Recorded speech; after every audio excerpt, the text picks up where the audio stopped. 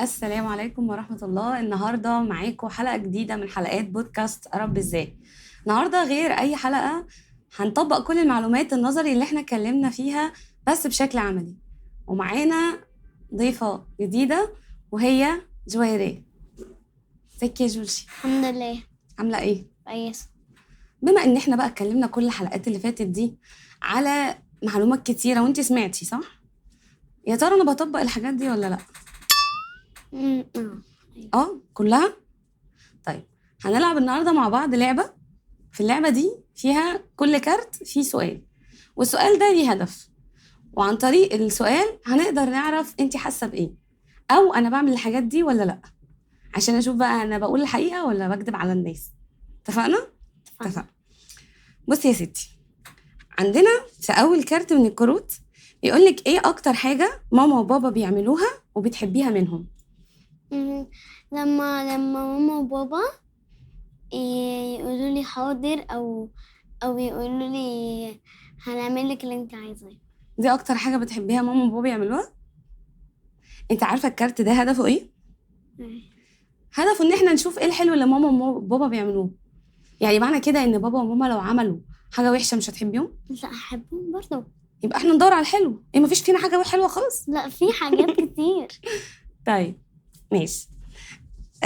لما بتكوني متعصبه، تمام، بتحسي ان انت محتاجه ايه من اللي حواليكي؟ محتاجة ان هم يبعدوا عني عشان انا ببقى متعصبة. لا، علي صوتك شويه عشان احنا مش سامعين. ببقى عايزاهم يبعدوا عني عشان أنا ببقى متعصبة. يعني انت هتبعدي شويه وبعدين الدنيا خلاص تمام وهتبقي هاديه؟ عادي بهدى. متاكده؟ مم. طيب، احنا هنا بنعلمك في الكارت ده ازاي تعملي إدارة للمشاعر بتاعتك. يعني تقدري تتحكمي في كل الغضب والانفعالات والعصبية. أنا لما ببقى متعصبة بعمل معاكي إيه؟ بتزعلي. لا، بقولك سيبيني برضو إيه؟ سيبيني شوية لوحدي. وبعدين؟ بعدين بتيجي هادية. صح كده؟ يعني إحنا الاتنين بنقلد بعض. جاهزة للكارت التالت؟ أوكي. طيب دلوقتي أنا وبابا كنا معاكي النهاردة صح؟ إيه أكتر حاجة فرحتك النهاردة؟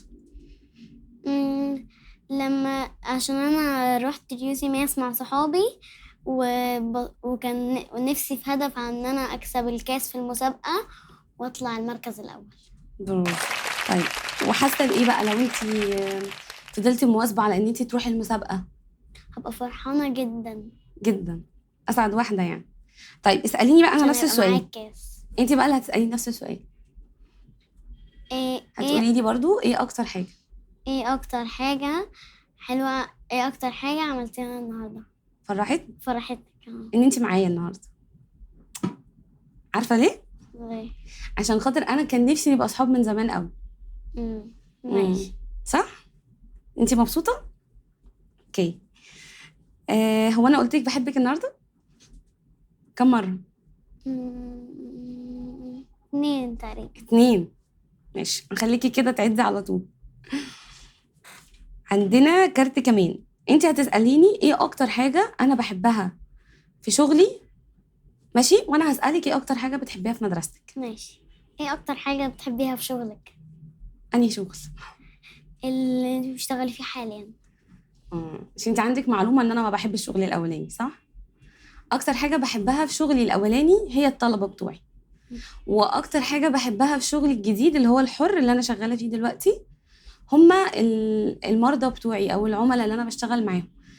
وليه؟ عشان خاطر انا بساعدهم وبحس ان انا عندي رساله وهدف انا بوصلهم. انت بقى ايه اكتر حاجه بتحبها في مدرستك؟ بحب أروح المدرسة وبحب هناك بقابل صحابي وبناخد معلومات جديدة وبنكتب حاجات جديدة وإيدي بتعود على الكتابة. اوكي. طيب يعني معلش هنوصلك شويه مشاعر كده، يعني ايه، هتضايقك شويه يعني. ماشي. ايه الحاجه اللي بتخليكي تعيطي؟ آم، لما لو في كذا حاجه قوليها. لما حد يعني يقعد يحمل، لما حد يزعقني. لما حد يزعقلك بتحسي ايه بقى وقتها؟ بحس ان انا يعني ما بقدرش امسك نفسي. ليه يعني توجيه الزعيق ده بالنسبه لك بيحسسك ايه؟ مثلا ما فيش امان، مثلا ان انت مرعوبه وخايفه، ولا مش كده؟ لا، هو انا ببقى زعلانه، تبقي زعلانه. طيب انت بقى دلوقتي الكارت ده كان من اهم الكروت اللي احنا استخدمناها. ليه؟ لان احنا معظمنا بيبقى عنده حاجات من جواه بتخليه يعيط ومتضايق، بس هو مش بيعرف يعبر عنها. انت بقى اسالي نفس السؤال. ايه اكتر حاجه بتخليكي تعيطي؟ اكتر حاجه بتخليني اعيط لما بكون نفسي اوصل لك معلومه وببقى مفيش توصليها، ببقى عنيفه، مش بعرف يعني اقول الحاجه اللي انا نفسي. الغضب بتاعك صح. طيب السؤال ده يعني ايه، بلاش تفضحينا قوي فيه. ايه اكتر موقف انا كنت شجاعه فيه، انا او بابا؟ حاجات يعني مره ساعات لما ابقى زعلانه من حد، انتي بتاخديني وتخرجيني وتجيبي حاجه حلوه. لا دي حاجه، انا بقى شجاعه ازاي يعني؟ انا شجاعه اصلا ولا مش شجاعه؟ لا انت شجاعه، في قولي حاجات الحقيقه. في حاجات انت فيها شجاعه على فكره. زي ايه مثلا؟ يعني مثلا لو حد جه كلمني او زعلني، انت بتزعقي او باخد حقك يعني. طب وايه الحاجات اللي انا مش شجاعه فيها؟ انا عارفه، عشان انت تساليني نفس السؤال. اوكي. انا اكتر موقف جويريه شجاعه فيه هو موقف الكلاب. لما بنكون ماشيين انا وانتي في الشارع وبتهش الكلاب عشان انا بخاف منها.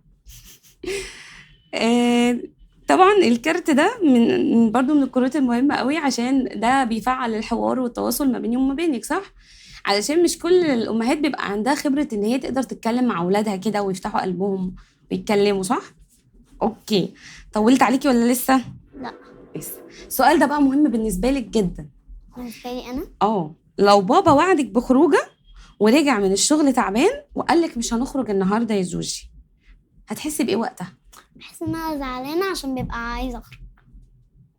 زعلانه بس؟ طب اديني بدايل بقى، يعني احنا ممكن يبقى عندنا بدايل، تمام؟ لو احنا الخروجه اتلغت، يعني مثلا ننزل نشتري حاجات من تحت البيت عندنا ونطلع الحاجة حلوة اللي احنا جبناها دي نقعد ناكلها كده مع بعض ونتفرج على التلفزيون. يعني لمة البيت حلوة برضو. بصي يا ستي، انتي قلتي كده اقتراح، عندك اقتراح تاني؟ مفيش؟ ممكن نعمل حاجة تانية برضو. ممكن تعلي صوتك شوية؟ ممكن نعمل حاجة تانية برضو. ممكن بدل ما ننزل نشتري حاجات ممكن نقعد في البيت، او مثلا اجمع صحابي ونقعد كده في البيت عندي ونجيب بقى حاجة حلوات وحاجات ونقعد بقى نتفرج على فيلم حلو، وانتي مثلا تعملي لنا فشار اوكي. طيب دلوقتي احيانا ممكن تبقي زعلانه مني، تمام؟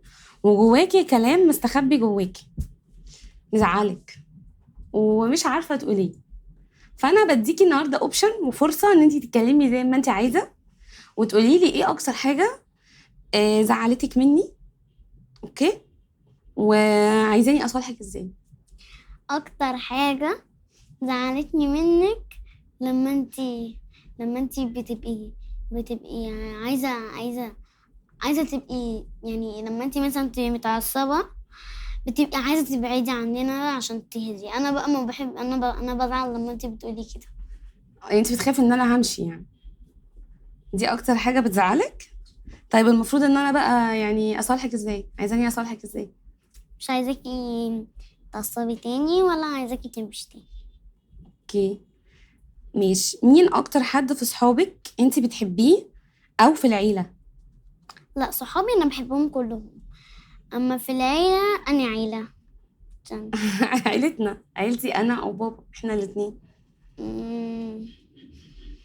في الاسره يعني بحب تيتا وعمته، وبحب خالته وخاله، جدو وتيتا. طيب لو بالنسبه بقى لحد من اصحابك انت فعلا بتحبيه، تمام، وعايزه تسعديه بقى وتفرحيه، تعملي له ايه؟ انا في صاحبتي عيد ميلادها في نفس يوم عيد ميلادي، فاحنا قررنا نفاجئها، يعني هي هتيجي عيد ميلادي فاحنا قررنا نفاجئها بشكل مباشر. فايه، كل واحد من صحابي اتفقنا مع بعض كل واحد هيجيب حاجة، يعني هي اصلا نفسها تجيب حاجات، فمثلا انا هجيب البوكس وهجيب شوية حاجات وكل واحد هيجيب شوية حاجات، يعني دي هجيب كذا يعني انت ودي هتعمليها هتجيب كذا مفاجاه؟ ودي هتجيب كذا. هنعملها مفاجأة. اوكي. ايه اكتر مكان بتحبي نخرج فيه انا وانتي سوا؟ لما رحنا اخر مرة سيتي سنتر، لما كنا بنجيب الهدوم، بتحبيه ليه؟ عشان في حاجات كتير، في متعة كده. بتحبي تخرجي معايا اكتر ولا مع بابا اكتر؟ مم. هو بابا ما بيخرجناش لوحده، يعني بابا ما بيعرفش يخرج من غيرك، فانا انتي بس تخرجيني لوحدك. ما يعرفش ماشي. دلوقتي لو انتي قدامك حاجه بتحلمي بيها بس هي مستحيل تتحقق، او انتي نفسك تكتبي حاجه في ورقه وقلم وحاسه ان هي ممكن ما تتحققش، ايه هي الحاجه دي؟ ان انا شوف بسرعه شويه. انت عارفة لا انا مش عارفه، يلا بس سريعا. ان انا اشوف خالتتي. ماشي، ده هدف، ده مش في ايدينا احنا دلوقتي. السؤال ده هدفه ان انا اعودك ان انت تقدري تحطي لنفسك هدف، حتى لو انت شايفه ان الهدف ده صعب او مستحيل، لكن احنا ممكن يبقى عندنا خطوات نمشي عليها عشان نقدر نحقق الهدف ده. لا بصي، هو مفيش هدف مستحيل عشان انت كل حاجة بتعملها. طب ماشي اوكي. لو انت نفسك تسافري، ايه هي البلاد اللي انت نفسك تسافريها؟ عايزة اسافر اليابان. اليابان؟ ليه؟ عشان عايزة اشوف الناس اللي هناك وعايزة اجرب الاكل بتاعهم. الاكل بتاعهم. ماشي اوكي. دلوقتي احنا ممكن قبل ما نختم، عايزاكي بقى تمثلي لي النهارده يومك كان عامل ازاي، بس دي لعبه بدون كلام، ماشي؟ علشان مش كل الاطفال بيعرفوا يعبروا عن مشاعرهم ويتكلموا زي كده، فانتي ممكن تمثلي لي يومك كان عامل ازاي. ايه السرعه دي؟ النهارده الصبح، اوكي، من شويه، خرجتي انتي وصاحبتك الانتيم، رحتي اليوسي ماس وحليتوا مسائل كتير كتير قوي بسرعه. حسيتي بايه بقى؟ اوكي، احنا كده عرفنا ان جوجي بتعرف تمثل وبتعرف تخرج المشاعر بتاعتها وتقدر تعبر عنها، بتعرف تدير المشاعر اللي جواها بشكل كبير. احنا مبسوطين يا جوجي ان انتي معانا النهارده في الحلقه، واتمنى ان انتي كمان تكوني مبسوطه. ايوه اوكي. نشوفكم ان شاء الله في حلقه جديده من حلقات بودكاست أرب ازاي.